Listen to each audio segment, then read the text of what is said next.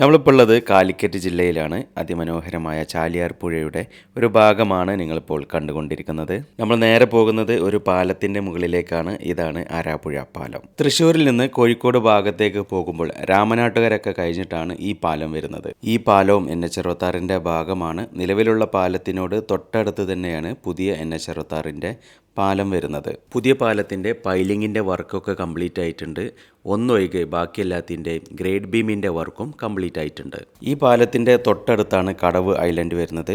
പാലത്തിൻ്റെ രണ്ട് ഭാഗത്തുള്ള അപ്രോച്ച് റോഡിൻ്റെ വർക്ക് ഇതുവരെ തുടങ്ങിയിട്ടില്ല.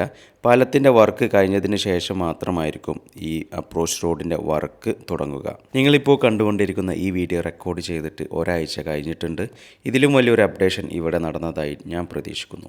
NH66 ഭാഗമായിട്ടുള്ള കാലിക്കറ്റ് ജില്ലയിലെ എൻ്റെ ആദ്യത്തെ ഡ്രോൺ വീഡിയോ ആണ് നിങ്ങളിപ്പോൾ കണ്ടുകൊണ്ടിരിക്കുന്നത്. ഒരുപാട് സുഹൃത്തുക്കൾ അവരുടെ നാടും എൻ്റെ വീഡിയോയിൽ ഉൾപ്പെടുത്താൻ വേണ്ടി പറയുന്നുണ്ട്.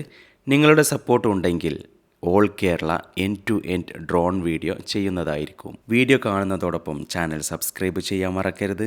നിങ്ങളുടെ സപ്പോർട്ട് ഉള്ളത് കൊണ്ട് മാത്രമാണ് ഇതുപോലുള്ള ഒരുപാട് വീഡിയോസ് നിങ്ങളുടെ മുമ്പിൽ എത്തിക്കാൻ എനിക്ക് സാധിക്കുന്നത് എന്നുള്ളൊരു കാര്യം നിങ്ങൾ മറക്കാൻ പാടില്ല. ഈ കാഴ്ചകളൊക്കെ ഞാൻ മാത്രമല്ല നിങ്ങളും കാണണമെന്ന് എനിക്ക് ആഗ്രഹമുണ്ട്.